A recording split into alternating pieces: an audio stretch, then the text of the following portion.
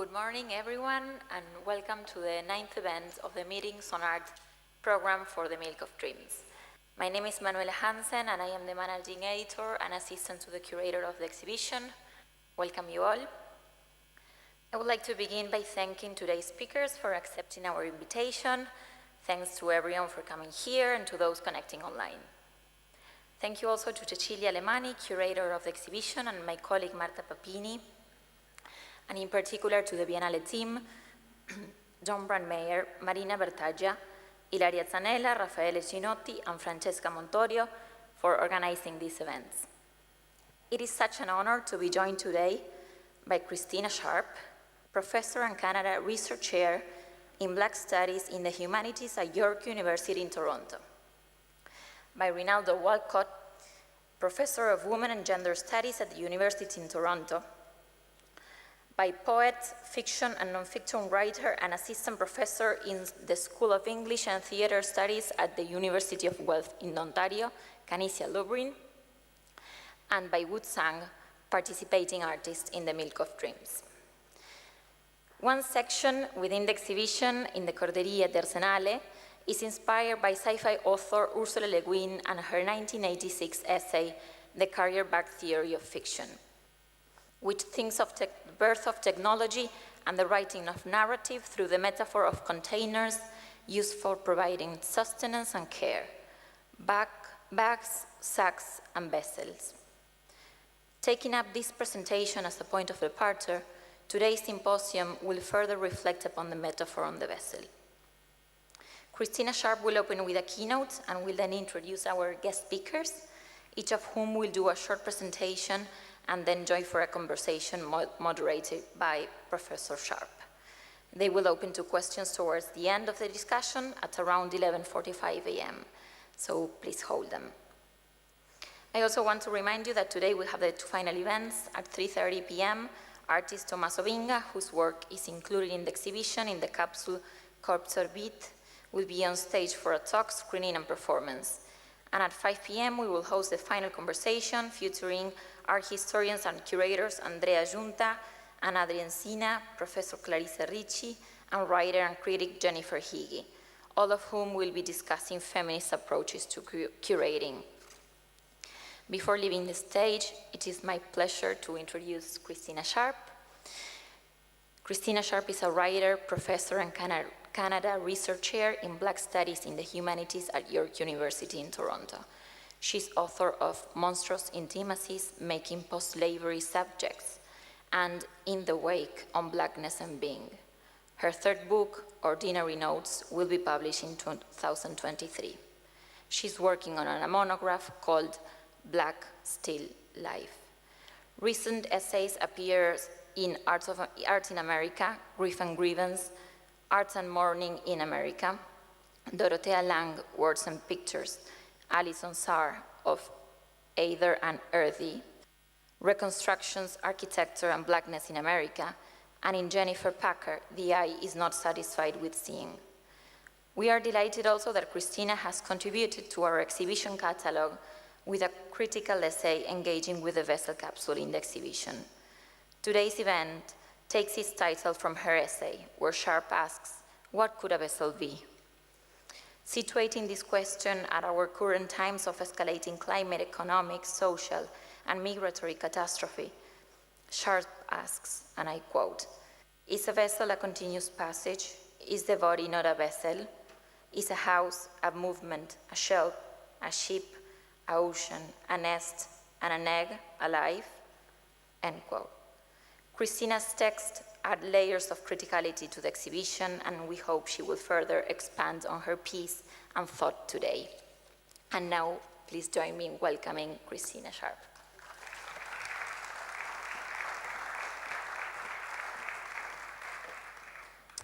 Good morning, everyone. I have a phobia about being late, and here we are.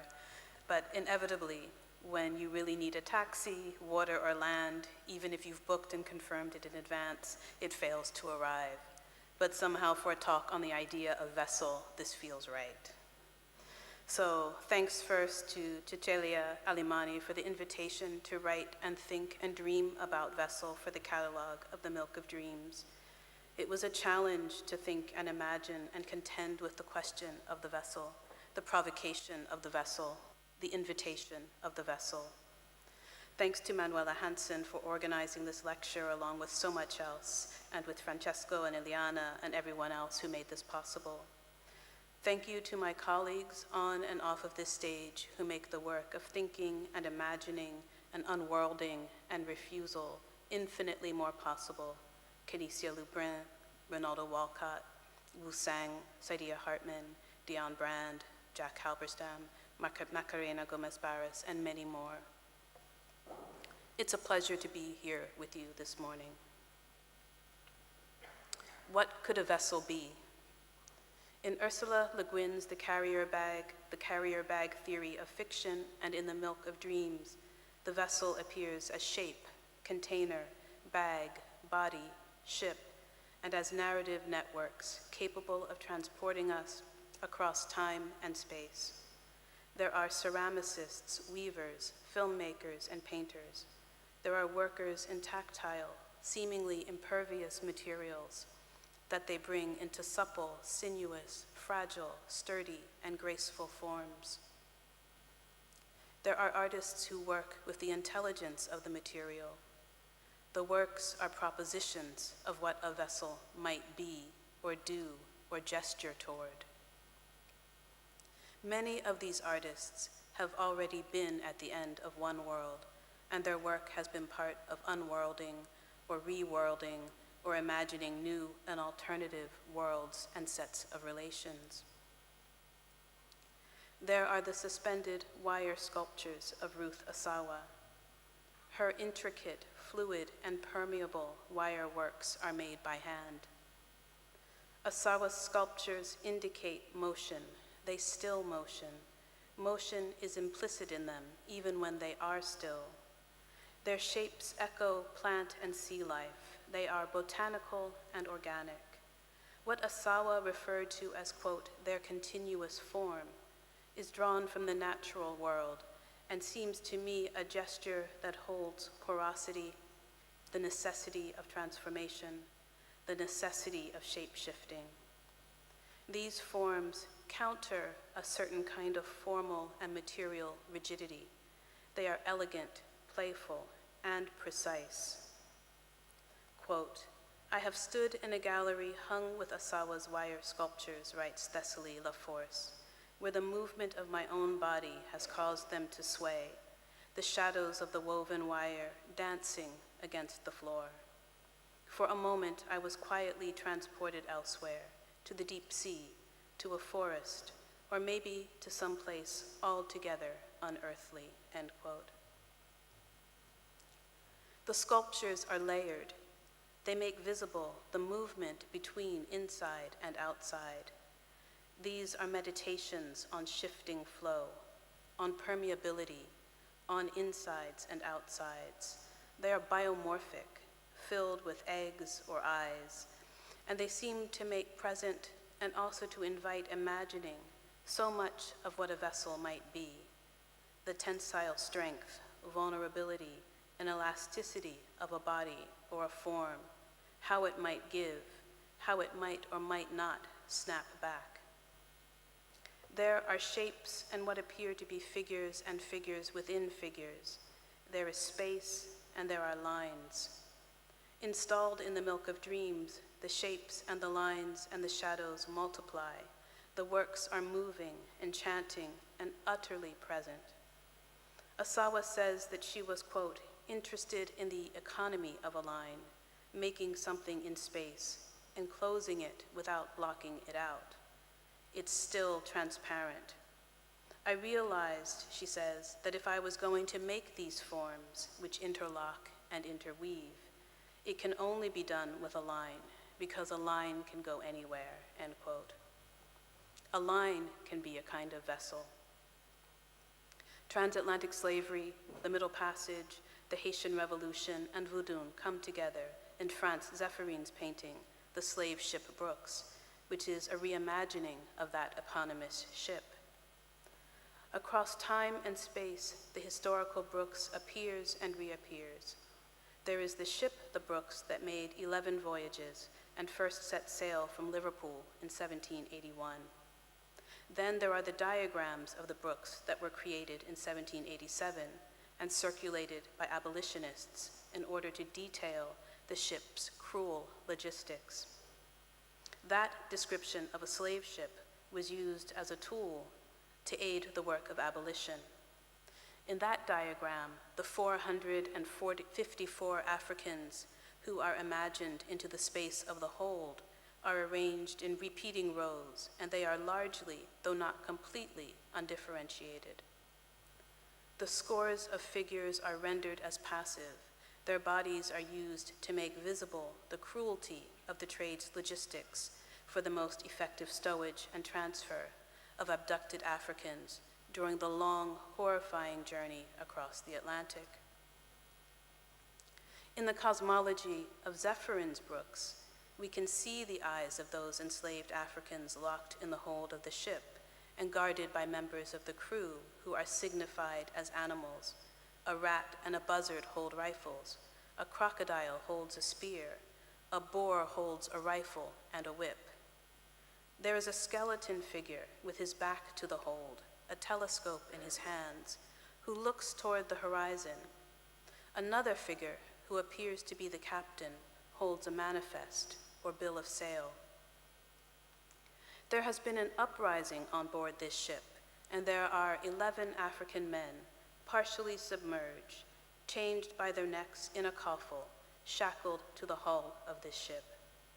Quote, 2 of the enslaved, at right Toussaint Louverture and at left Boukman Dutty, break free of their chains, gesturing hopefully ahead to the Haitian Revolution they will lead, end quote. Of course, neither Boukman nor Louverture were on board the slave ship Brooks, but on every journey that vessel made, and every journey every slaver made, there were desires for and actions toward freedom. Quote, every captain assumed that the enslaved would do anything to escape, unquote. There are multiple ends of the world depicted here, as well as multiple beginnings. The world that we currently inhabit began in the frame of those vessels that came and went from St. Louis, Bristol, Rhode Island, and New York, from Senegambia and offshore Atlantic, from West Central Africa and St. Helena, from Southeast Africa and Indian Ocean Islands, from Bight of Benin, from the Bight of Biafra, from Liverpool and Lisbon, from Bahia, Havana, Marseille, Amsterdam, Port Antonio and Kingston, Jamaica, Rio de Janeiro and London. The ships set out, one in the wake of another, 500 years of voyages of theft. Some of the ships made only one trip. Others made multiple trips under the same and different names, under the same and different flags, under the same and different insurers. The ships kept coming and going. Over 35,000 recorded voyages appear in the Transatlantic Slave Trade Voyages database. These vessels were named Antelope, Formiga, The Good Jesus, Diligente, Black Joke, Bon Firm, Mercurio, The Phyllis, Alligator, Voador, Tiberio, the Amistad, Africa, Africane, Africane, African Gali, Africano Constitucional, Africano Oriental, African Queen, Legitimo Africano, Vigilante Africano, Agreeable, Agreement, the Glory of the Resurrection. The names went on and on. Now those ships, laden with people fleeing one life and attempting to leap into another, that set off one after the other, are capsized, interdicted and turned back, fired upon, drifting, and unnamed or called Barca Nostra, and left to die. This vessel has been moving for centuries. Is a vessel a continuous passage? Is a vessel a floating factory? What space is there on those terrible ships for the fragility, for the spirit, for the delicacy of the vessel of the body? Magdalene Odundo's sublime ceramic sculptures combine the tenderness of the body as vessel with the vessel as an object that acquires animacy and intimacy in her hand. The skin of their surface changes as you walk around them. They have sheen, and they also have sound. These terracotta sculptures are lucid, parabolic, simultaneously hollowed out and solid. Adundo says, quote, "I've always equated clay with the humanity that's within us. Fragile like our bodies, it can tip over.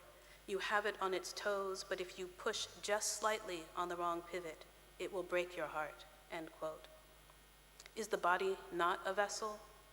A vessel containing vessels, veins, arteries, tributaries moving blood, urine, saliva, and mucus.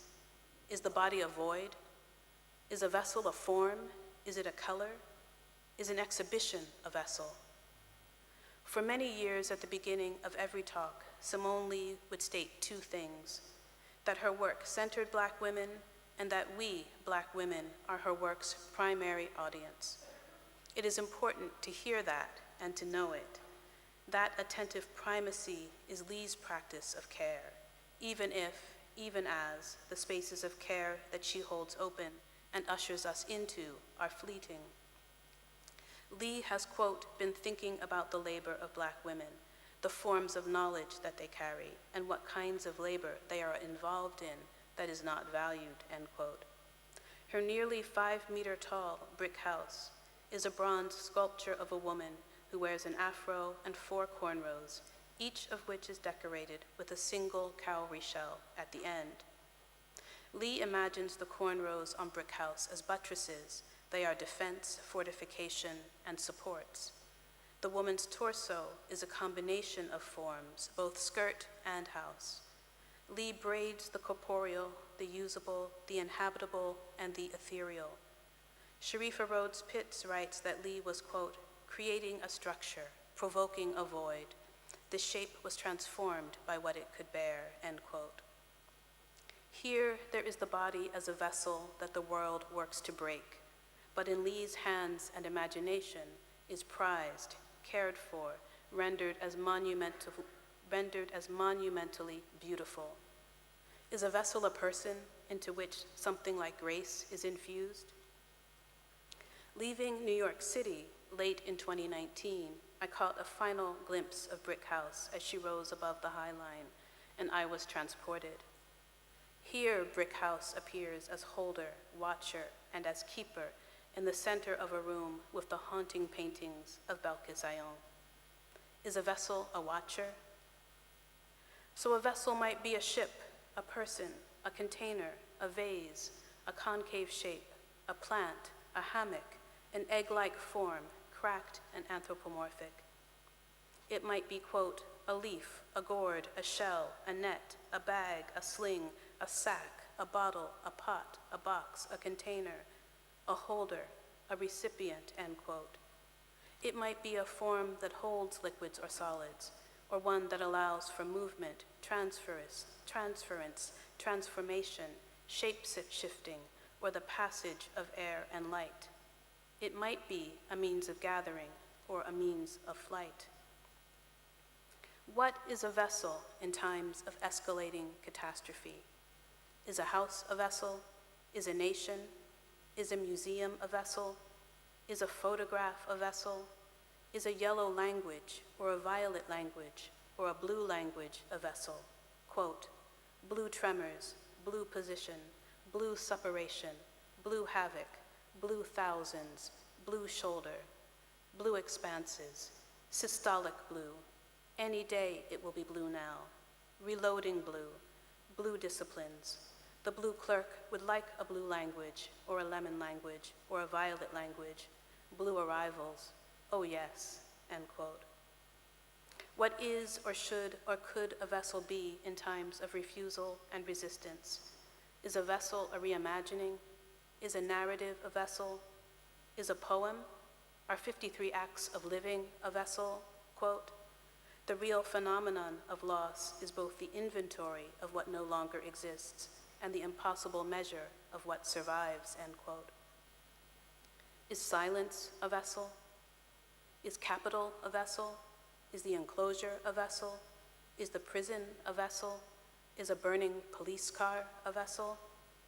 Is organizing a vessel? Is on property a vessel? Quote, questions surrounding property and its ownership remain central to any politics that has collective practices as its foundation. Abolitionist thinkers and practitioners foresee a future in which the problem of property is resolved through its removal. We do not just want to abolish the police and the courts. We want to abolish everything. We want freedom, and we know and understand in a way that our own history has taught us that abolition is the only route towards it, end quote. Is a vessel a movement then, like abolition? A movement with the capacity to make the conditions for all of our flourishing?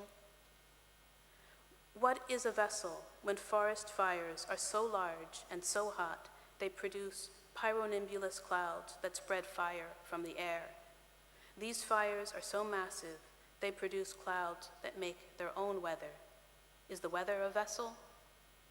What is a vessel when fire clouds spark 710,117 lightning strikes in Western Canada over the course of 15 hours? What is a vessel when a billion sea creatures, mussels, clams, starfish, and snails bake in their own shells? Is a vessel a shell then? Is a vessel an ocean then? Does a vessel smell like decay? If you boil in your own skin, can a vessel hold you? Is a whale a vessel? Is a jellyfish a vessel? Is a score a vessel? What is a vessel when ayahs jump from their nests to escape the extreme heat? Is the nest a vessel? Is an egg a vessel? What is a vessel when sea levels are rising and the red breaking news headlines warn that the Greenland ice sheet experienced its largest ever melt? What is a vessel when the young salmon in Central Valley River are on the verge of dying because the water is too hot to sustain their lives? Some fish were taken to other bodies of water by truck and some by plane, to take or lift out by means of a vessel. Is a vessel the body, or is it the lift? What is a vessel when funeral pyres burn and the grave diggers know no rest? What is a vessel when some populations are receiving their 4th dose of vaccine, while over 2 billion other people have not received even a first dose? What is a vessel when over 6.28 million people around the world have died from COVID-19? Is a vessel the space left by those bodies once breathing, now stilled? Is a vessel a haunting? Is an ossuary a vessel? Is an ossuary a deportation flight leaving at night from Heathrow to Norman Manley International Airport? From Heathrow to Kigali International Airport? Is a vessel an ossuary? Is breathing a vessel? Breathing, collective noun, a group of Black persons gathered, a breathing. Is space a vessel? Is a vessel the sound of breaking? Are the mounds and mounds of electronic waste, of agbogloshi, a vessel? Is salvage a vessel? What is a vessel when 10 people, mostly older, all Black, are hunted down and shot to death in a grocery store? What is a vessel when 21 people, 19 4th graders, and their 2 teachers, mostly Latinx, are shot to death in their classroom? Is a grocery store a vessel? Is a school a vessel? Is a scream a vessel? Are ululations a vessel? Is a memorial a vessel? Is a vessel vulnerable? Is a vessel febrile? Is a vessel a shroud? Is it a coffin? What is the vessel for holding this? What is the vessel for mourning this? Pregnancy registers, abortions restricted and outlawed, unavailable many places for any reason. Is a woman a vessel? Is a birthing person a vessel? What is a vessel when the wet bulb temperature, that temperature at which sweat no longer evaporates and therefore humans can no longer shed heat, is in danger of being reached in several places around the globe? What is a vessel for holding a skin, a membrane, a life? What is a vessel when in the first 6 months of 2021, over 1,146 people have died in the Mediterranean Sea while attempting to reach the shores of European nations? These migrants, refugees from brutal conditions, have been made to drift and sometimes drown and sometimes die of dehydration and heat exhaustion. European powers think that not rendering aid will stop people from fleeing unlivable lives, the very unlivable lives produced by their extraction and exploitation. What is a vessel when you are locked in the same hold that marked economies of capital from the first ships to these? There are vessels that are not made to carry large numbers of people that nevertheless move across the Mediterranean and across the Atlantic, filled past capacity with hundreds of people who have left one country and are attempting to reach another and something like safety. Is a vessel a pit? Is a vessel a hold? What is a vessel in a time of both drought and drowning?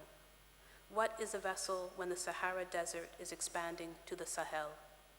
What is a vessel when European officials leave over 500 migrants at risk of drowning on the Mediterranean Sea? Is a vessel a plastic drug once filled with drinkable water, now empty? Is a vessel an undrinkable, unpassable ocean? What is a vessel when there are over 1,862 drilling platforms in the Gulf of Mexico and the ocean is on fire after a pipeline rupture? Is a vessel a rig or is it a platform? Is the ocean a rig or a platform? What is a vessel when the forests in Siberia are on fire, when everything is on fire? Is a vessel a plant? Is it a forest? There are vessels that move and hold thousands of tourists. They are called cruise ships. There are vessels that move and hold hundreds of workers. They are also called cruise ships. What is a vessel when those cruise ship workers were stranded for months on ships that are not moving, and they are unable to return to their home countries because the borders were closed due to the spread of COVID-19? What is a vessel designed for pleasure but not for life? What is a vessel when a former luxury cruise ship named La Suprema is used to quarantine into tight spaces those migrating persons rescued from the sea? Is a vessel a prison barge built to be temporary, now permanent, and used to confine over 800 people? Is a vessel a continuous hold? What is this vessel, the Ever Given, one of the largest cargo ships in the world, with a gross tonnage of 220,940, net tonnage of 99,155, and the deadweight tonnage of 199,629 tons at design draft, stuck in the Suez Canal, creating a jam of over 20 other cargo ships? What is a vessel when the world's richest man finances a private suborbital flight while his minimum wage earning employees sleep in tents near the warehouses where they work or live in camper RVs in parking lots because they cannot afford housing? What is a vessel when those same workers are forced to wear diapers or urinate in bottles because productivity demands preclude bathroom breaks? Is an RV a vessel? Is a parking lot a vessel? Are millions of square feet of warehouse a vessel? Is a union a vessel? What is a vessel that is pushed to the ends of endurance? What is a vessel when another one of the world's richest men finances a supersonic space plane? More colonization, more settlement, more violence, more camps, more death, more torture, more interdiction, more brutal logistics of unhousing, of clear-cutting, of removing and moving entire populations from one place to another, from one place to no place. In Derek Bell's short story, The Space Traders, hundreds of vessels arrived from space at the end of the 20th century in order to take away all of the black people, naked and in chains, bound once again for slavery in another quote-unquote new world. Are these the vessels? What is a vessel moving and halted in the face of the vicious logistics of the savable and the worthy, of the precious, the disposable, and the fungible? Are drowning and flying the same? What is the juxtaposition of a vessel? The body is a vessel. There are people who are marked as only vessels, flesh, plastic, fungible, devalued. There are people who are marked as perfectible and carriers of knowledge, people marked as expendable and carriers of disease. There are vessels marked to work, people marked to die. There is the imagination as vessel. Is a vessel an inventory? Is a vessel a chorus, a murmuration, a gathering? What might a vessel be? What could a vessel be at the end of this world? So now I will introduce the next three speakers. Thank you. Now I will introduce the next three speakers, not in the order of their speaking. Ronaldo Walcott is a professor in the Women and Gender Studies Institute at the University of Toronto. He served as the Institute's director from 2015 to 2019. Ronaldo is the author of The Long Emancipation, Moving Toward Black Freedom, Duke 2021, and On Property, Policing Prisons and the Call for Abolition, Biblioasis 2021. On Property was shortlisted for the Toronto Book Award. Wu Sang is an award-winning filmmaker and visual artist who combines documentary and narrative techniques with fantastical detours into the imaginary in works that explore hidden histories, marginalized narratives, and the act of performing itself. Sang reimagines racialized, gendered representations beyond the visible frame to encompass the multiple and shifting perspectives through which we experience the social realm. Wu Sang has been presented at museums and film festivals internationally and is a participating artist at the Milk of Dreams. If you haven't been able to see Of Whales, I really encourage you to do so. It's nearby. She has received grants from Guggenheim and Rockefeller Foundations and the MacArthur Genius Award. She is currently an artistic director in residence at the Scheipel House, Zurich. Kinesia Lubrin, acclaimed poet, editor, and writer, is the author of The Dysgraphist, Voodoo Hypothesis, and Code Noir, Metamorphoses, which is forthcoming in 2023. Her honors include the Wyndham Campbell Prize for Poetry, OCM Bocas Prize for Caribbean Literature, and Griffin Prize. She is a 2022 Civatella Ranieri Fellow and Globe and Mail Poetry Ambassador of the Year. Lubrin completed her MFA at the University of Guelph, where she is also incoming coordinator of the MFA in Creative Writing in the School of English and Theater Studies. Thank you. Thank you.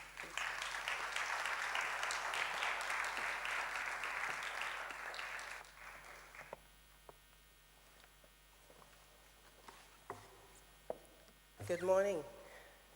Good morning.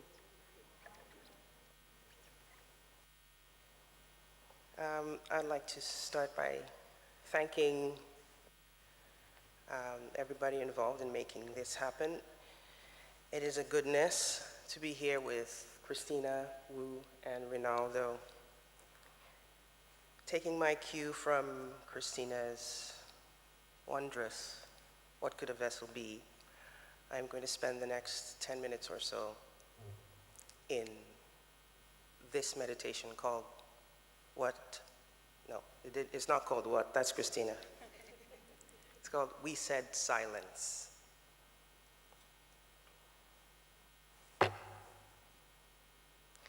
We said silence.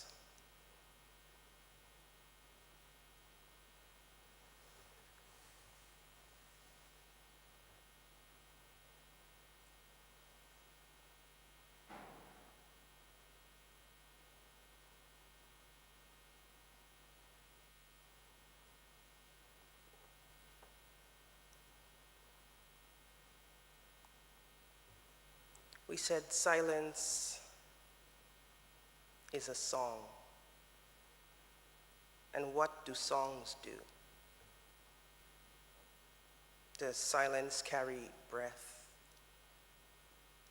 Does breathing make silence? Inside this silence, another silence grows, another silence. Inside it, we said our lives are in another song. We said we know we hear little, and yet is knowing any good? Is the chest a cave for the black hole's reanimation? We make soundtracks for water, we said, for Zimbabwe, Cuba, for Trois Pitons, for the girls who rap in English, for the boys who rap in Arabic.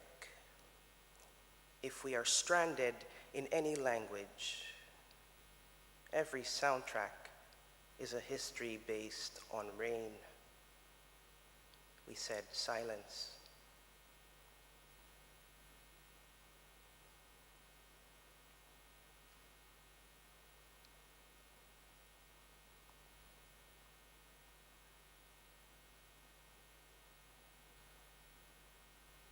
The world is a nesting organism. We walk through the mornings of our histories, nesting there. Nesting, we said.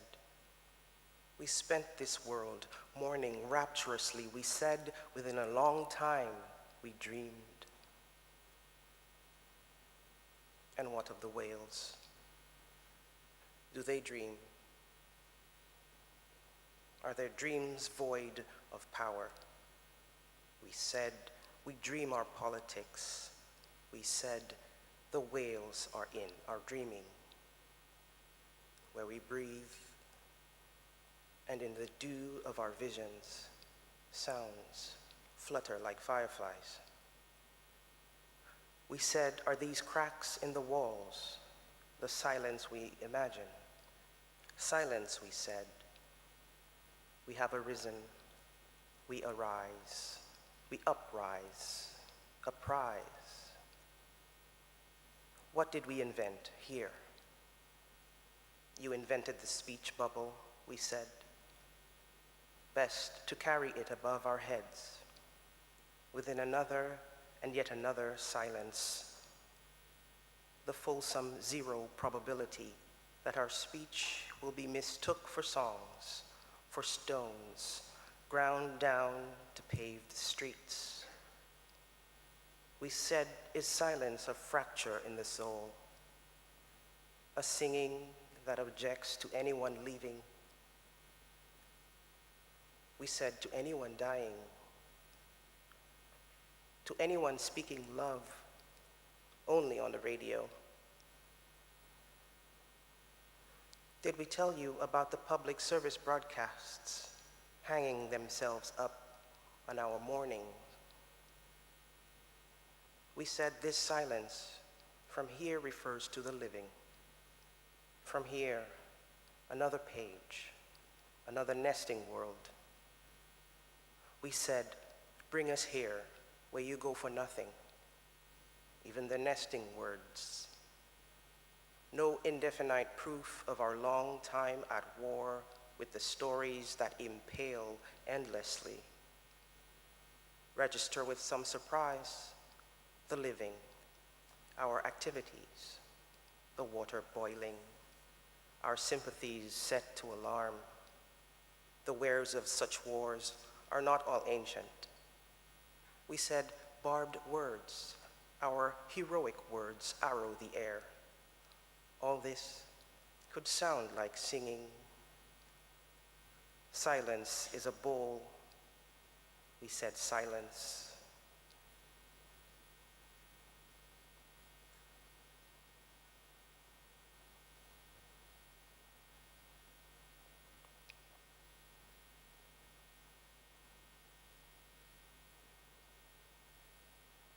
We said the barking dog, the settlement clotting into towns, the vacuumed rug, the ringing, the bell unrung, the flooding pipe, the telephone with a voice which is yours. The silence, we said, the silence was a gleaming, a stoic fever, fear after a shipwreck, after a marvel, like a miscalculated arrival. We said silence is an ewer, is redaction, is annotation, is anonymous. We said a miscalculation. Where is noun? Where is verb? Where the transitive interiors manage our briefness. a figment's radical journey. We are brief, we said, thus we are rupture.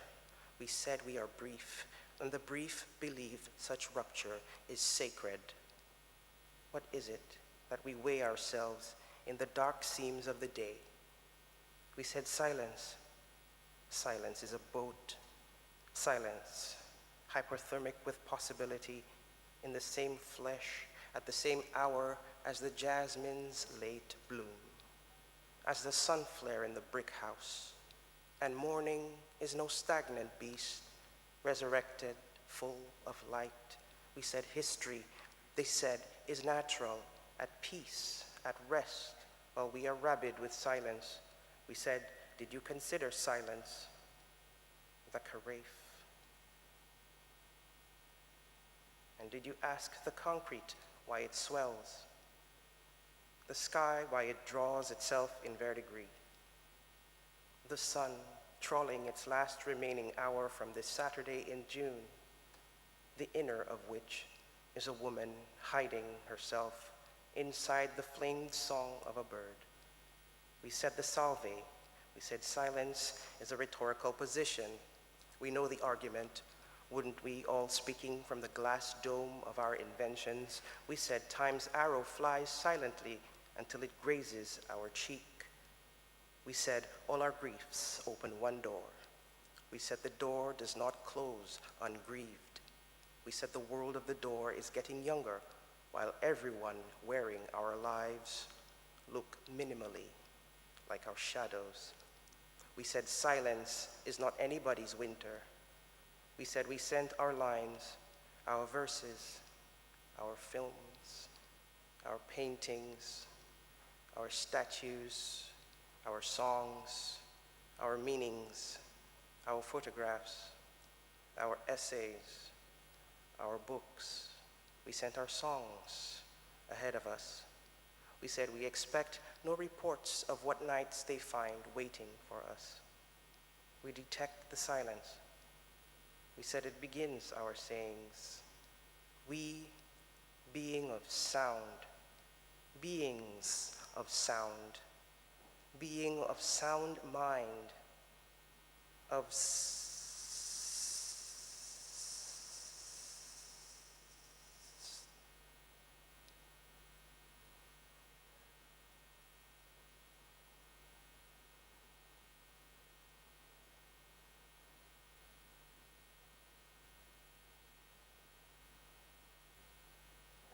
Thank you.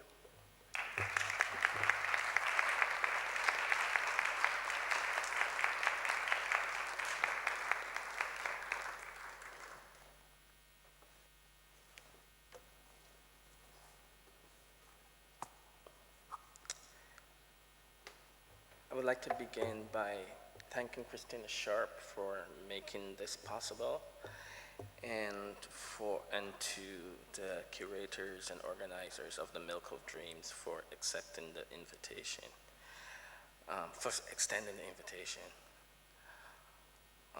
This short engagement with Christina's essay is called A Puncture, a Vessel. I have been thinking about the openings of vessels. A vessel immediately suggests an opening of some sort, an entry and thus an exit. A vessel's design presumes such form, which is an opening, an entryway, and with such form, function too is an assumed element of its design. I have been thinking of the openings of vessels. I have been thinking of the unplanned openings, the openings that are unexpected, the openings that are not a part of the design, the function or form. I have been thinking of the crack, the hairline tear, the puncture in the vessel, big and small. I have been thinking of the openings that come as a surprise, that emerge from the unexpected encounter, the openings that could not be planned for, but the openings that come to matter as powerfully as those planned into the original design. What do we do with those openings? Christina Sharp has asked us to consider the vessel well beyond its immediate meaning.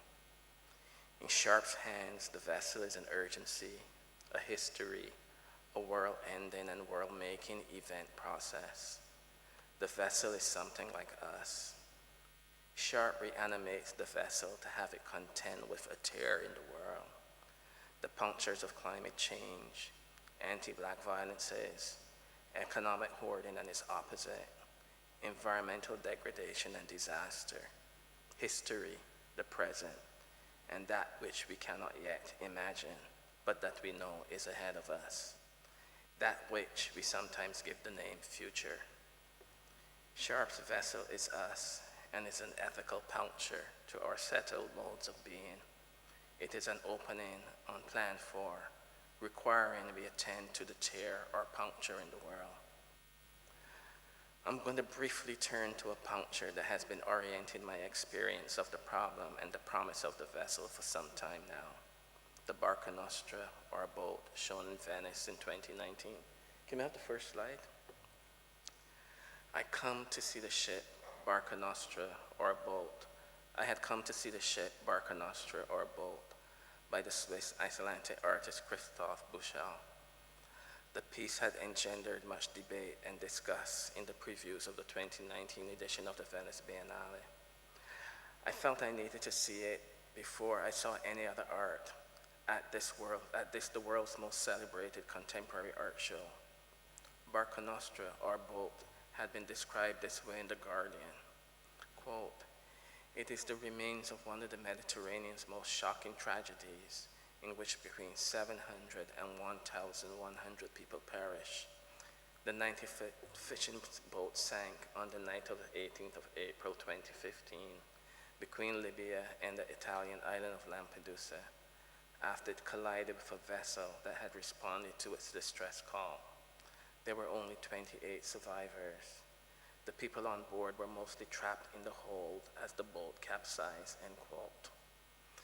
Yes, Buchel's art installation benefited from the Italian government's salvaging of the ship, and the estimated cost of both the salvage and getting it to the Arsenale has been marked as high as between 33 million to 58 million euros. The work has been described by its critics as, quote, "absolutely vile, political propaganda, accusatory and powerful manipulation," end quote, and it was said it made people have, quote, "an uneasy feeling." The work was greeted with some praise, but mostly epithets had characterized the work's reception. As a viewer, someone who sought it out deliberately, rather than happening upon it in the Arsenale, I was deeply moved by Barca Nostra, or boat. I experienced it as a powerful aesthetic intervention of Black Death into the space of contemporary art, where in other pavilions that year, the celebration of the return of blackface as some kind of radical renewal in Black arts was undercut by the magnitude of the banal violence that produced the tragedy of Barca Nostra, or boat. The boat's small size, the gaping hole in the hull, can we have the second one? The gaping hole in the hull, the Arabic in its stern, it all evoked for me a world system in which the Black life form remains a deathly presence. And I bore witness, and I mourned, looking at and viewing the ship instantiated for me the problem of Black freedom, that Black people still die in the holds of ships, crossing seas cannot be lost on any of us who know. Indeed, such crossing marks the limits of emancipation for Black people globally. In the project that I have recently completed, I've called these various movements a part of the long emancipation. I argue that we live in the time of emancipation still, not the time of freedom, and that unfreedom for Black people is especially marked when we or they seek to move. The long emancipation understands the movement across the Mediterranean from post-independence Africa as a part of the logic and time of colonization and independence, with enslavement in the Americas and in post-slavery conditions, alongside colonial post-independence logics and time. Indeed, this formulation of emancipation allows for a Black global to come into being as a problem of and for something called freedom in our present time. and it especially asks that we think the sea as something more than merely a route, a passage, or a route, and passage that does not end once one is back on shore. The puncture in the stern of the ship is and remains an opening, an unexpected and expected opening to a different kind of present future, as it recalls a past still not yet past. The puncture in the stern of the ship offered us the urgency of a conversation, a dialogue, a demand for something more than nation, nationalism, citizenship, something more than a politics of migration locked into Euro-American conceits of the excesses of their historic global expansion. The puncture required us to open different avenues for global migration and movement, to activate and animate the urgent conversations necessary for the coming migrations. And those migrations are coming. Like it or not, people will move. The climate will demand it of them. If not the puncture in the stern of Barca Nostra or a boat to activate these conversations, what then? What puncture in this vessel, what puncture in this vessel called Earth might be the opening to rethink or speciation? What puncture might propel us towards a different order of the species? When I saw the video,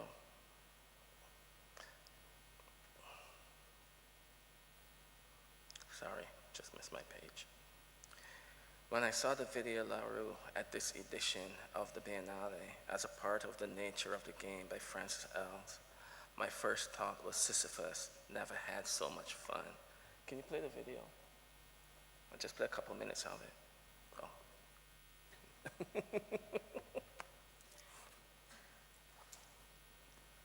I know.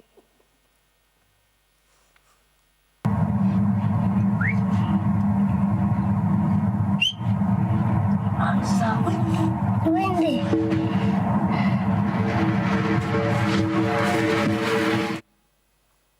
Okay, I'll continue. You can bring the volume down and just let it roll. When I saw the video,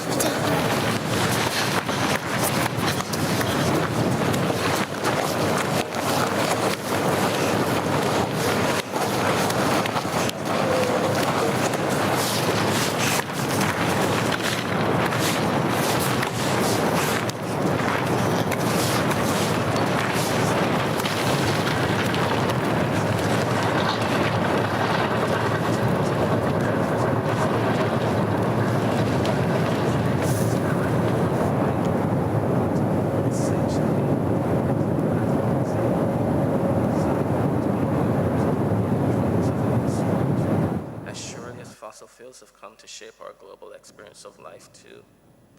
This child's play is made vastly complicated by the backdrop that provides the resource, the mountain, the presumably discarded auto tire, all the detritus of late modern capitalism and its other disposables. Black life and lives immediately comes into view. How does child's play retain its conditions of risk and exploration in the midst of risk and exploration of capitalism's super exploitation? Sharp asks if drowning and flying are the same. I am provoked by her to ask if rolling in a tire, that is, a black child's play, and drowning are the same. Sharp's insistence on a vessel might be in the face of climate catastrophe unfolding reminds us that we make the vessel, we give it form, craft its openings and its exits, and we, importantly, give it meaning. The retired poet and artist intellectual Patera Kalule, often enjoins us to seek play, not politics, insisting that all politics is police. I wonder about what this child's play in black punctures for us about politics, about the tear or rip in this world that we cannot yet approach. There is a hole, a tear, a rip, a puncture in this world, this vessel of planetary life.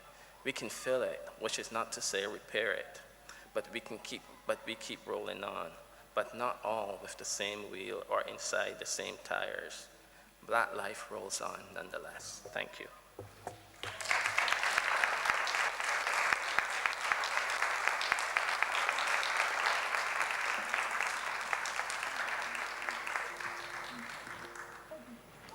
Hello. Hi.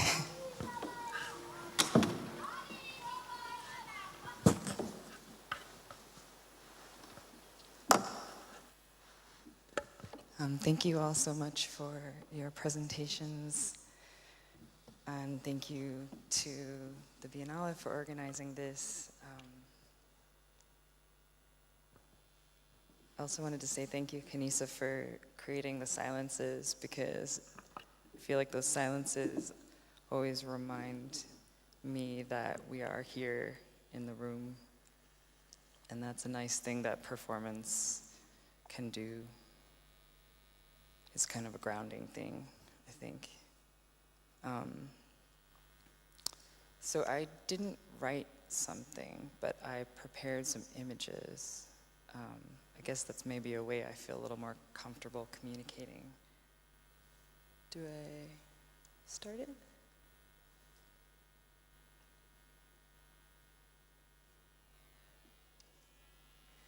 I thought I would start with a vessel, since that's an important topic for the morning. This is a vessel, a ceramic vessel that was given to me by Sofia Almaria, who spoke yesterday. It's actually a remnant from a shipwreck, a ship that sunk 200 years ago. It was a ship called the Texing, and it sunk in the South China Sea. It was transporting porcelain goods and Chinese immigrants from China to the Dutch East Indies, and the ship hit a coral reef and sunk. It's one of the few identifiable shipwrecks from that time period, and I don't know how Sophia got this vessel, but that's one of her magical gifts, is she always has things and gives them to people. And she gave me this vessel as a part of a project, a film that she was doing called Tender Point Ruin. Actually, she gives me the vessel in the video. I didn't even realize she was making a video at the time. And I decided then, since we were collaborating on a project which is an adaptation of Moby Dick, which is what I can speak about today, the project that's here in Venice, in the Biennale, that's installed in the Gajanda, which is an outdoor site outside of, at the end of the Arsenale, is sort of part of a multi-part series of exploring Moby Dick. And it comes at the end of a long process, which I think is important to say, because the beginning actually was a few things. One of them was this vessel.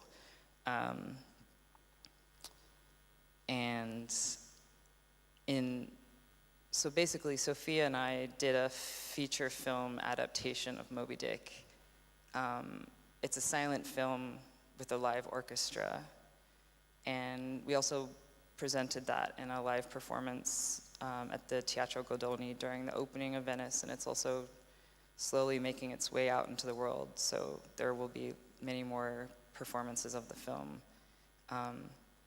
But this vessel actually travels from Sophia's film into mine, and it's becomes a container for a magical, glittery, blubbery substance, which is kind of the spermaceti of the sperm whale in our adaptation of Moby Dick. And it's held by performer Fred Moden, who plays a character called the Sub-Librarian.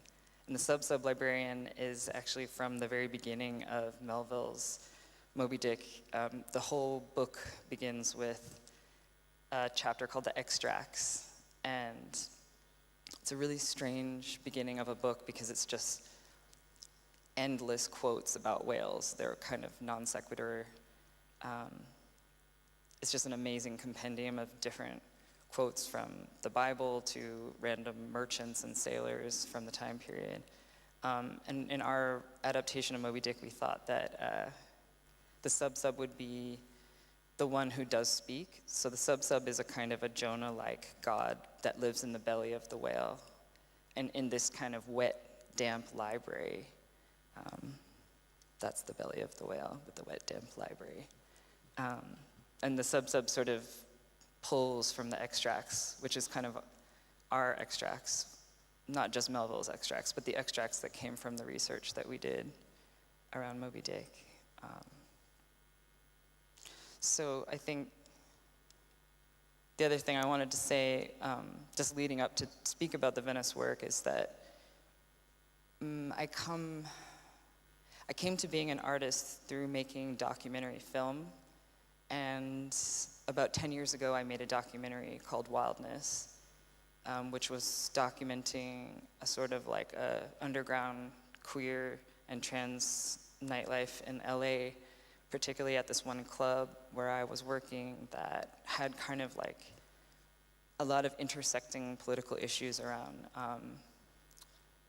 undocumented trans experience, specifically in LA, and the role that nightlife played in creating community and also for artists in creating community, and also gentrification by artists of that community. And I think initially, this was 10 years ago, so I was kind of a baby artist at the time, I had a lot of like idealistic faith in documentary as an activist. I thought that to tell the story and tell it well would mean that, you know, my message would get out and could reach lots of people and hopefully change the way people saw trans people or understood like what the experience of being trans and undocumented immigrant in LA was, or even understand what the responsibility of artists are or like young people throwing parties in cities. So I had this really like agenda, and I thought that being a good storyteller would mean that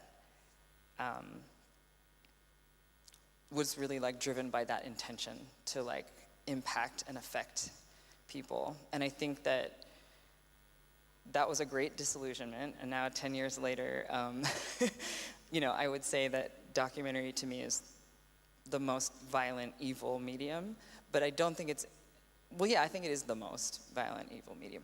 But I say that as someone who really enjoys making documentaries, and I think I've sort of found a way to do it for me that's kind of in between fiction, or like using fiction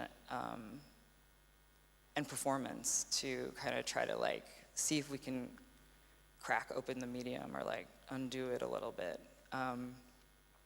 So I'm really quite, I'd say like I've had like a 10-year journey around thinking about the lens of the camera and also the edit, the cut, and the power that storytelling has to frame, to shape, to omit, to recontextualize. You know, there's like so much you can do, and there's also a lot of responsibility with that power.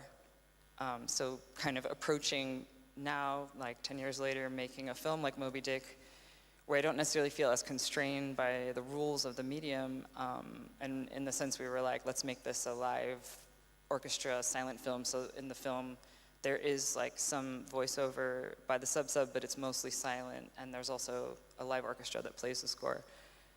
It's not a totally conventional format, but we still, I think somehow working in that format of a 75-minute film, it is a story that we're trying to tell. And so that's interesting because the carrier bag theory of fiction, which has been so influential for me in thinking about, I guess I think about it as a filmmaker and as a storyteller. The feature-length format is such a, you know, it's so violent, or it's so sacrificing in service to a narrative always. So like you can have all this research and all this material, and at the end of the day, you usually cut most of it, or you have to like really shape it to keep it moving. And like help people to like kind of go with you and stay invested, and then also have emotional transformation when the characters do, so like you can do a lot with it, but it's also, like I said, kind of evil or manipulative. So, so Moby Dick is interesting because it's like, it's such a masculinist, literally spearing kind of story. It's like men with their spears, like stabbing, killing, being men with each other and loving each other and, working together and all that. But it's also like the book itself, the way Melville wrote it, is really like such a carrier bag type narrative because it's so endless and sprawling and disorganized and like not coherent stylistically. And so I think it's interesting as a text because it really contains so many ways to like mess with that, like in the opening of the film, the sub says, the thing about this book is it's open-ended, a network for future input, a work in progress long drawn out, with no preset boundaries, no logical endings, only an infinity of in the beginnings. So I think that's like, for me, I don't know, that was the movie we were trying to make. So I'm gonna show that, or I'm gonna show a little clip of it, a 3-minute clip, and then I can talk more about the installation here.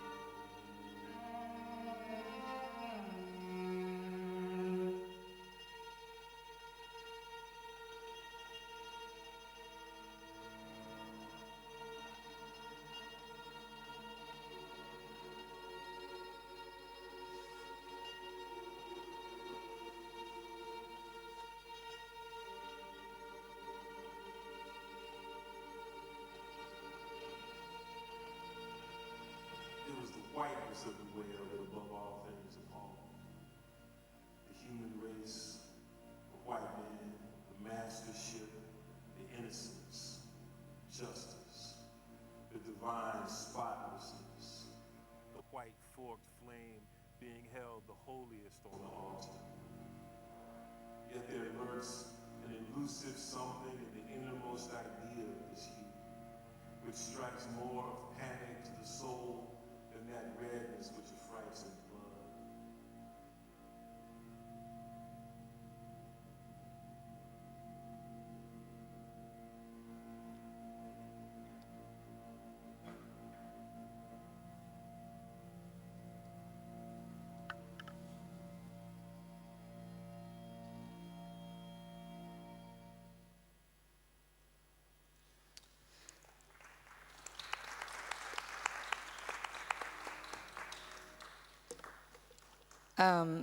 I think that was 10 minutes, so I didn't even talk about my project yet. But I'll just say a few things. I mean, there's a little slideshow here, and I can say what kind of the process was. Essentially, this film was made using a technology called XR, extended reality, where essentially it was actually using like a really old school silent film technique from the 20s, where filmmakers would like project onto a screen when they couldn't like do a background or they didn't have a location. They would just project an environment and put the actors in front of that environment and light the actors and then sort of basically make it seem like a world. And so we shot this whole movie on a soundstage. We didn't have a real ocean, so everything was created using a game engine that's simulating ocean environments. And part of actually why I wanted to do that, in addition to not having the budget to shoot on a ship in the ocean, was that I actually thought that one of the things I noticed with all the adaptations of Moby Dick I'd seen is that they're always so faithful to some kind of fantasy about that time period. And I just thought, oh no, this book is so psychedelic, I really want to be able to make the ocean as psychedelic as the story, and I want the ocean and the weather to be reflective, you know, of like the intensities that I think that this story offers us. So that's kind of how we did it, and it's just looking through some research materials.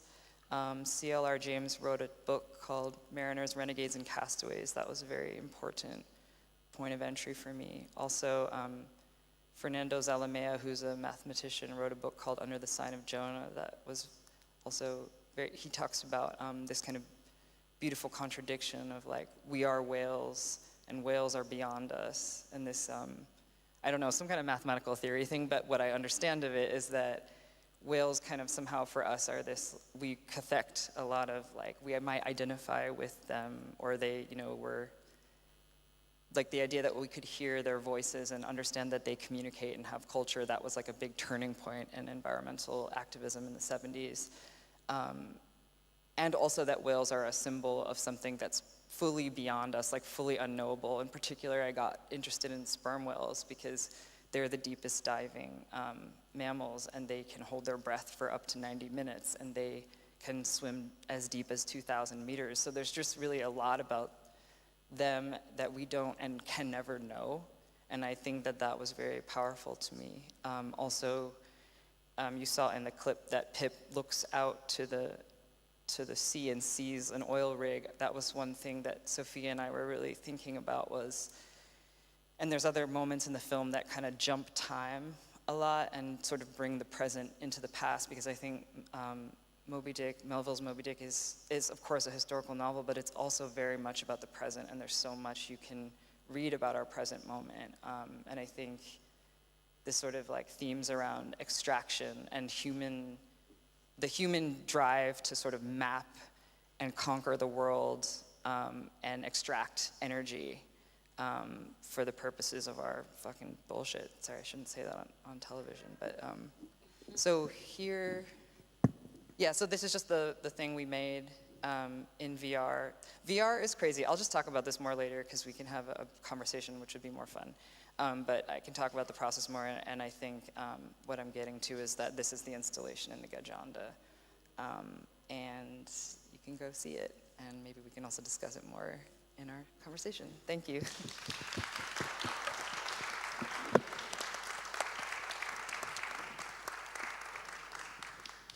I think it's on. It is. So thank you all so much. We're going to be a bit undisciplined. We already are. Oh, you could turn that off. Sorry, I don't know how that's going. So I wanted to invite us to have a conversation about our mutual work. And I wanted to start by talking about sound, and since this is a wonderful place, I think, to begin. Sound is so important throughout the Milk of Dreams, and sound and quiet and silence. And I think that their importance becomes clear as you move through the installations, both in and around the Arsenale and Giardini, from Wusang's work to Precious Okoyomon's work to the kind of buzz of Sable Elif Smith's neon installation. And there are and I can't remember the artist now, but the kind of lights that flicker and the kind of windmill, the sort of, I don't know, electrical structures. And I wanted to think about sound, and with Wu of Whales is beautiful, haunting, sort of mesmerizing visually and sonically. And I want to ask you specifically about the score and how you arrived at the sound of the work. But then I also want to ask Rinaldo and Kinesia to say something about sound.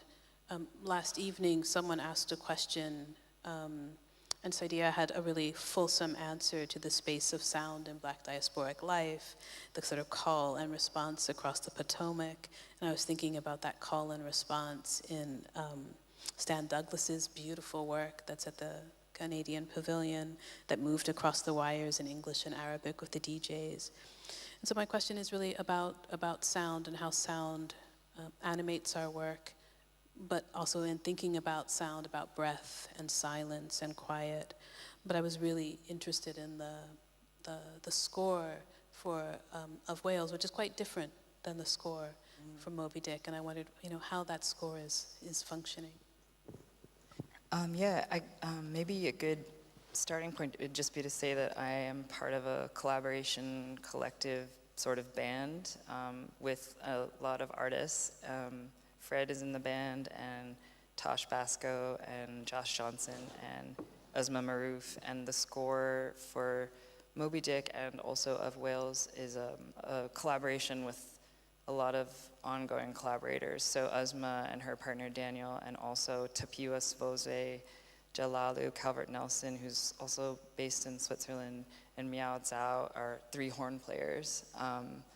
And I think what I would say about it is that the call and response is actually a very important part of our collaborative process. I'm not a musician, but I do feel like music and that sensibility of communicating without words is something that I feel very moved by and try to, I guess, contribute in that way as a collaborator.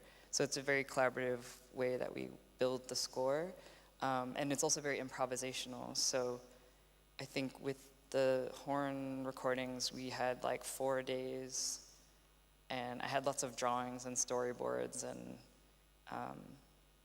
sometimes it would be like verbal ideas or something, and then the horn players would improvise on that. And then Uzma and I have this kind of long-standing way of working where like we'll also rearrange a bit and then go back to people and say, okay, this is what we made, do you want to respond to that? So there's a lot I actually think like the Exquisite Corpse, also like the surrealist kind of Exquisite Corpse is a really great way to talk about the call and response of the collaboration, and also ways in which the sort of like larger work expands beyond the container of the individual works. So, yeah.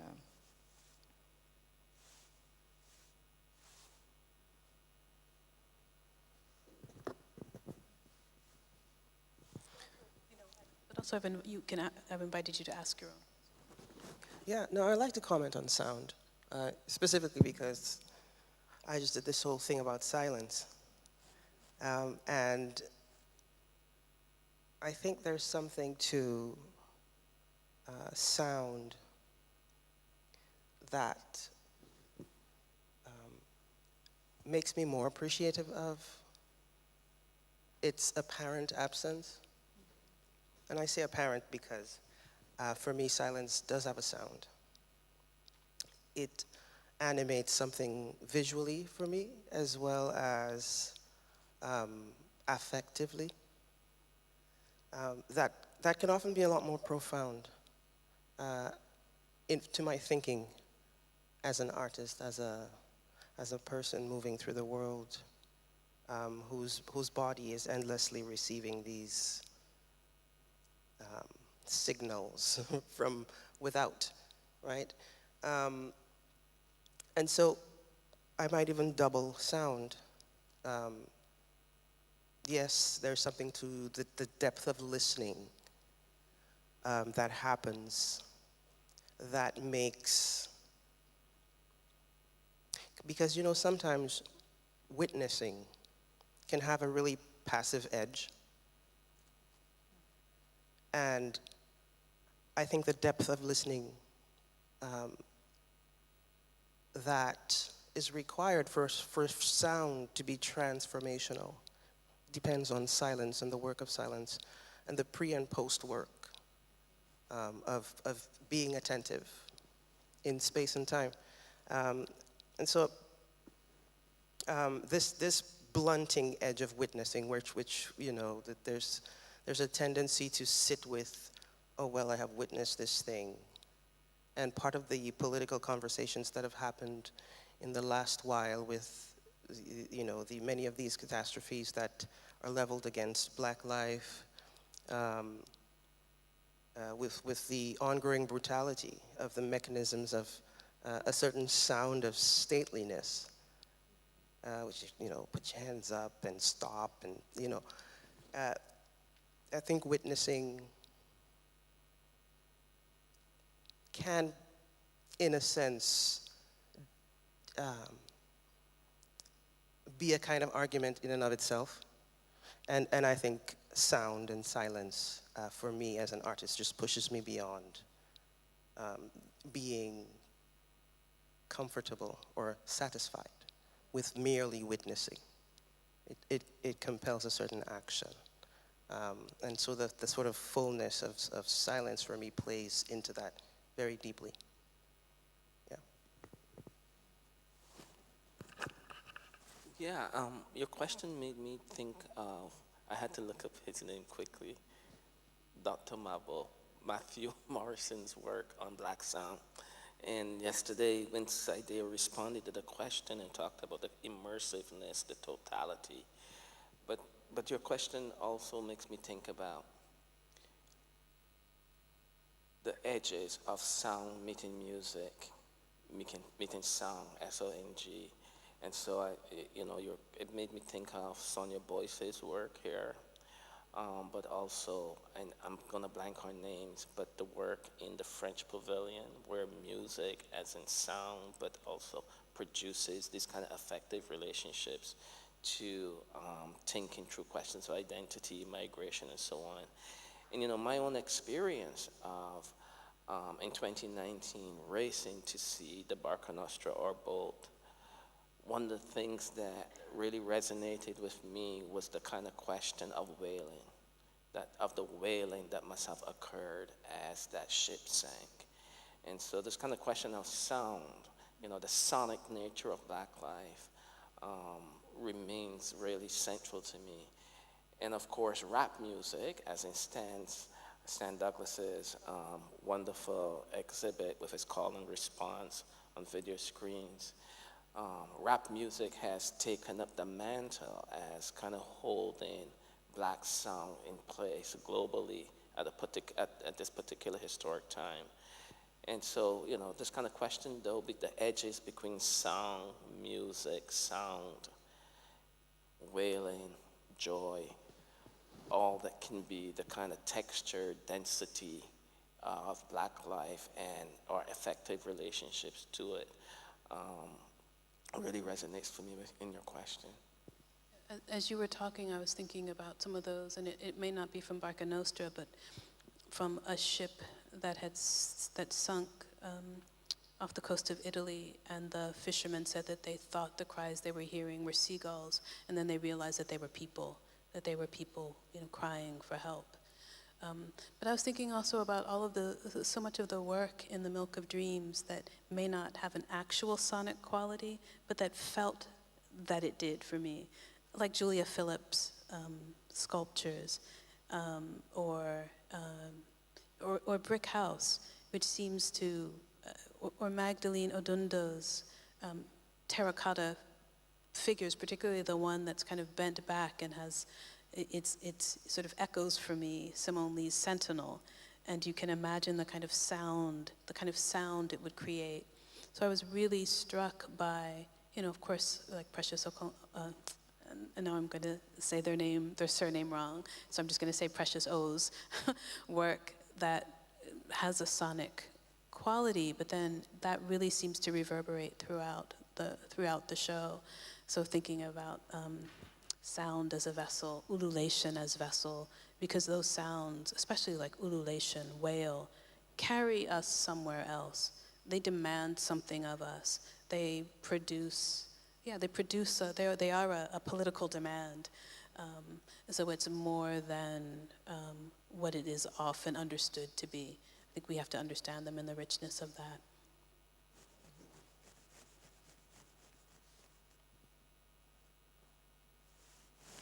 I've invited you all to come with your questions. Well, that might be a good segue into one of the things that I've been thinking about, going through the exhibitions and listening to all of these offerings today and yesterday with Fabulation as well, is thinking maybe more deeply about the transformational potential of what you call the intelligence of the material in your vessel.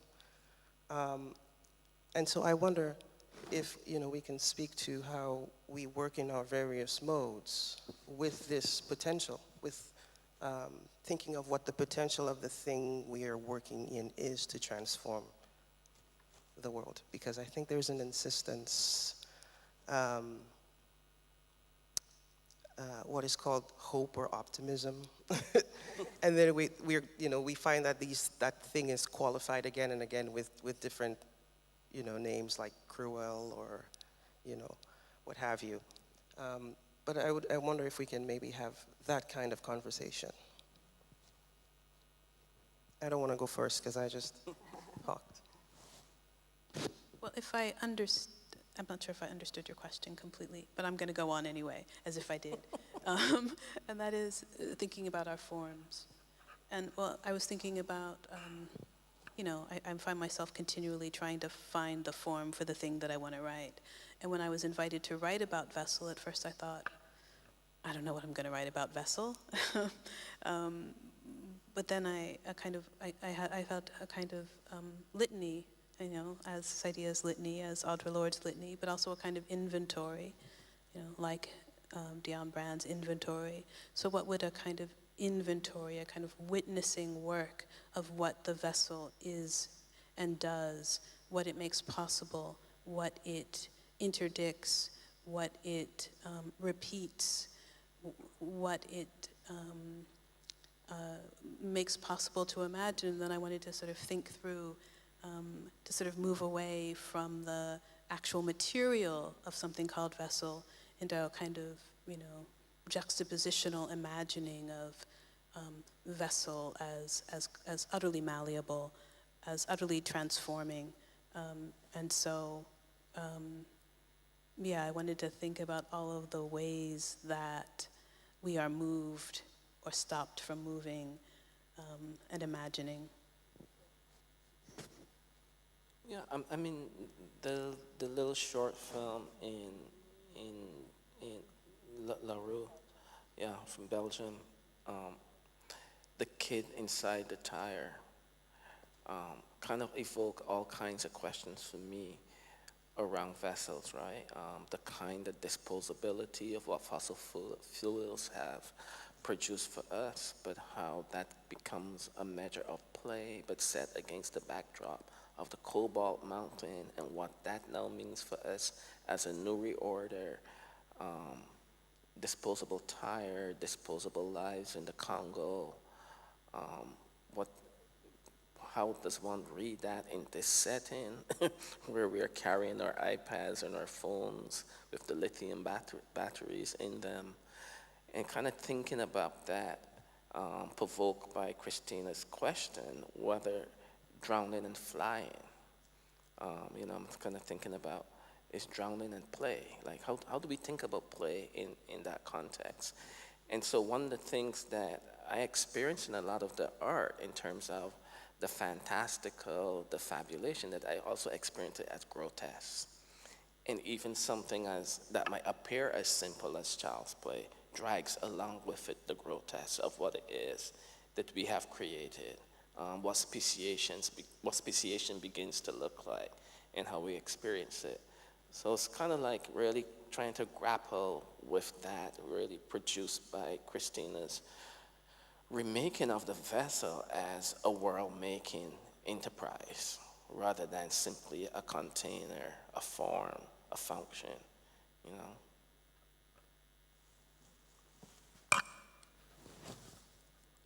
Actually, I wanted to ask if you could say more about your question, because I was like thinking I understood it, and then listening to you two, So specifically, You You actually understood it. Yeah. Exactly. Well, I just But don't let's do random something that- specific for you, though, with that.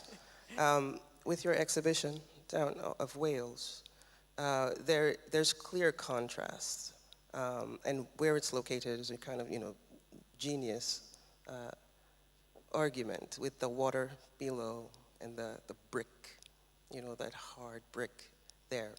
A kind of hybridized environment to put that exhibition into. And we're watching it happen 3 times, in the water, on the screen, and what we hear, right? And so what the transformational, there's something that happens where what we encounter becomes other. It becomes, it evolves something in the moment. So I'm just wondering if that, what the transformational potential of that for you is, given, all of the mounting catastrophes that happen.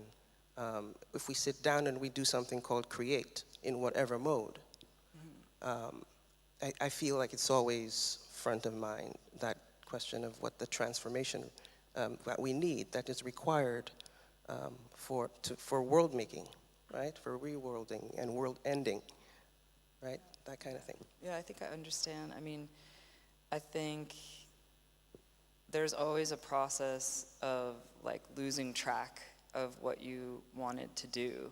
And I think that's a good thing, in the creative process. And in particular with this project, it was a medium that I'd never worked in before, which is virtual reality. Well, I guess I had a bit for Moby Dick, but this actually I think felt like forcing myself to let go of any comfort I might have around being a proficient filmmaker, because there's no editing and there's not really a lens. Those are the things that I know how to battle with. It's actually a machine that's like generating reality. And that's actually one of the things that I love and hate about it, is that I think I reached for it because I was like, world making, this is a tool for world making if I ever saw one. And actually it's so limited. It's like, actually, it's the most limited thing, because we are humans, we have to define the reality. So it's actually created by probably a bunch of white men somewhere. Like the rules of the game, there is a parameter around that. Like actually one of the first things I noticed was I was like, why is the lens like that? And it's like someone somewhere decided that 18 millimeter is reality, which is, as we know, a pretty like panoptical kind of lens. And so it's like, I guess you have to trust, right? Like that somehow the method of questioning things will like transmute into the thing. So basically in the end, I came here and I spent 6 weeks on the docks just trying to figure that out, because I didn't really know what it was until, you can't really work on that scale in your studio or in your head, and also you need to be attentive to what's actually there. And that's, I think, an important lesson that I have learned over time is, the dispersal of the experience, I think, is an important part of the work. Like, there's nowhere you can be that you can actually ideally experience it. It's just sort of dispersed or something. I was just going to say, as a viewer, the celestial nature of the work, though, at some point must have tipped for you. Because as a viewer, you feel pulled into the celestial nature of the work. Yeah. So. And then that redoubling of the water. But I'd like to now open it up to if there are any questions from the audience. Okay, I see a question over here. I'm so excited. I was waiting for this speech and this chat from the first day, and thank you very much. It was amazing. And Canisia, you first, you're my personal MVP. Your performance was really saying too much, maybe. I've never thought about the silence this way, and thank you very much, because I'm studying something like the subject. And well, I'm so happy that I want to say that my first suggestion is about we are in the vessel, to me the ultimate vessel, that is Venice. I'm Venetian and I'm very proud of it. And so I want to say that, for example, and you deserve tonight to go to the most important Venetian folkloric festival that is in Sant'Antonio, San Francesco della Vigna. So point it out because it's really important. It's the only Venice we we still have, so please go. I'll be there, so please come. So my question, first, I'm not famous enough to say important things that you said, but I'm studying the subject for a while, and a few things, like my research question is, next to what you did, ovviamente, Christina, what a vessel could be is what a vessel does to reality to me. My answer is three-headed. The first thing is void, the second is hospitality, and the third is confusion. A vessel is emptiness, and to me this is really important from an ontological point of view, because I'm a westward mind and I'm scared about void and emptiness, because I'm still an horror vacui sensation, I feel. So the vessel moves me in the idea that there's no content inside. It's something containing something, but where is it, no? But still, the global era in which we are living is all about transportation, communication, and exchanging stuff. So vessel is the protagonist of the time we are living, and just transportation in a psychotic way is to hurry, and I feel lost in the acceleration. So I'm very close to Arjun Appadurai, anthropological point of view of the flow of cultural stuff. And thinking about the body, human body, animal human body, female human body first, as the place where the cultural flow stops. We are the porous bodies, the sponge that is the subject. And to end, on Christina's side, I think, I'm studying Samantha Schweblin Poetics, the Argentinian writer, and it looks like there's a phenomenology of vessel, all condensing the point on the female body, that in some way is the ultimate vessel, in the way is empty and able to do the second step, that is the idea of hospitality. There's no way to hospitality if you're full. If you're empty, there's something you can go in. So, Do you have a question for us? Sure. Does it make sense? Well, okay, sorry.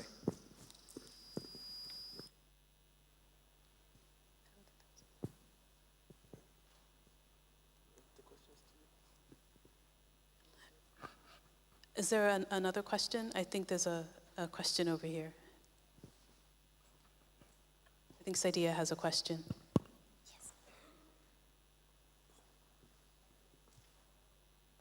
Okay. I will pass it to you later. Thank you so much. It was such an inspiring conversation and presentations. Throughout these days, the notion of unworlding has come up. In Jack Halbersam's presentation yesterday with Saidia, and today reworlding has come up. So I don't know, I would like to stick with those two words and ask you, how do you navigate those notions? Do you think they can cross themselves, or they are distinct, or with which word or notion you feel more comfortable or related, or which come first, or is one first or at the same time? Thank you. Do you want to begin? Are we going to get the other question first?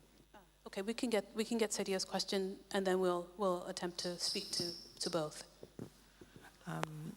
My question is first for Wu, but then for the panel, and I guess I wanted to ask you about the influence of C.L.R. James, especially in relation to imagining sociality on the vessel, and then for all of you to speak more about Black sociality in the vessel.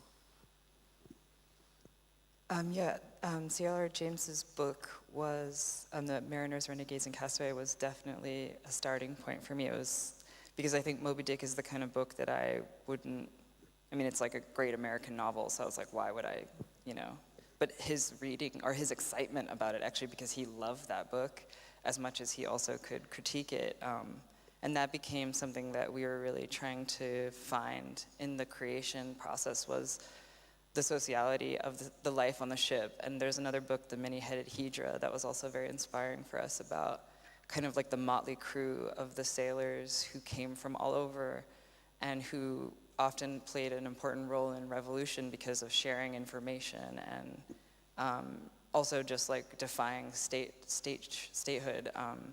And so I think the way to do that, I guess, for me is we read a lot, we study a lot, we talk a lot, and then we just do a lot of like performance method, like sweeping brooms together. I don't know, it's like a lot of, I think performance is a big part of the collective work of Moved by the Motion, which is the name of the group, is we try to like talk and discuss, but also just find it in the movement and in the language. So there's not so much in that scene that I shared, but a lot of the film is kind of has these like performance moments where we're trying to find that sociality together.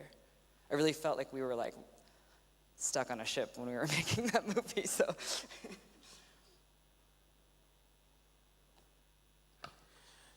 Yeah, the kind of question of worlding, ending worlds, reworlding, remaking worlds. It's the question, the worlding is what's in contestation, I think. So for me, reworlding, ending worlds kind of go together. That, there's the sense of reworlding and remaking, ending worlds and remaking worlds are a couplet of sorts, and they invoke from the site, from the place, from Black being. For me, it's the kind of grappling with the question that the world as we presently understand it is not a world in which Black life is able to just be. And so that in some ways demands a kind of ethical encounter and re-engagement with what the world could be. So the person who invoked the question of hospitality, that's really important in some ways, because the current order of hospitality cannot in this moment account for the kind of sense of Black being that for which it has no name, for which it's only social practice. It's anti-Black violences. So for me, this kind of remaking of the world demands a different set of encounters. And some of those encounters are in part like the kind of conversation we're trying to have here in relationship to very publicly working out a kind of Black sociality, using forms of language and engagement that maybe only us share. Even though there are many people sitting down here listening to us, that there are forms of exchange that we might be engaging in that only us can gesture to, reference, forms of citation and articulation and utterance, and even silence. It also made me think of your attention to the puncture in Barca Nostra and what the puncture makes possible.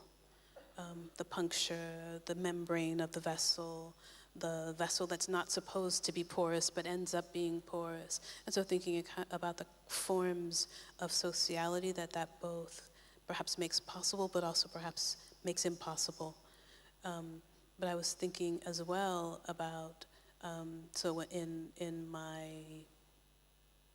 screed, I was trying to think about the kind, so when Saidiya asks about the kinds of sociality, I was thinking, about, abolition, about the chorus, about the murmuration, along with Wayward Lives, that in the midst of these kind of ongoing catastrophes, these other forms of being, which I may not want to call worlding, but may want to gesture towards other forms of sociality that we may not have a name for or need a name for, come into being, even if only momentarily, right? Like the way the murmuration moves. So that's my attempt to answer all three questions. Yeah, I very much I would like to stay with that line of thought, and just offer that this process and the urgency of the twinned work of making worlds where there's destruction happening while the quote-unquote creative energies that we bring to imagining better lives builds the other world right alongside, maybe even subterranean and sometimes even on top. And we can see that with the case study of European colonialism, and we are endlessly aware of the ruins that we work in and beyond. And so it's in our living encounters with one another, and your point about the velocity of quote-unquote progress, or what I would call civilization, and how destructive that velocity itself can be, right? You know, the sociality, I think, that Black people have no choice but to arrive at, sometimes ahead of everybody else, is in fact due to the sort of the twinned work of that destruction and renewal in something better. You know, I think that's why we're constantly launching the artilleries of our creativities and our thinking and our hospitalities against. Because in one sense, you know, that reworlding project, that New World Middle Passage project is a reworlding project, and clearly an unworlding project for us. And so I really would like to break the worlding project, to break it open into something else, and to get, as I called it, it was still to try to break it. Yeah, and I mean, if we think about, you know, because hospitality was in vogue, if we think about Jacques Derrida's notion of hospitality, you know, a radical hospitality from this place of Black being is a world remaking project. And it's a project that then insists on overturning the world as understood through the lens of European expansion, which is, you know, I was hinting at that, you know, in the kid rolling down this tire, inside of this tire, this Black kid, is in fact, you know, the repetitions of a particular kind of European imaginary against the backdrop of the cobalt mountain, the fossil fuels that made tire, but also the history of tires in Africa, in the Congo, you know, all of this, of rubber, all of this is encapsulated in what appears to us as child's play. And so, you know, a radical hospitality would ask us to do something rather different. Christina's litany of devastation, of economic exploitation, the silence there in that litany is, so what do we do? And that would call for a radical hospitality that would entirely upend this thing that we call the world as we presently know it. I think we have arrived at our ending point. Thank you all so much. Thank you. Thank you.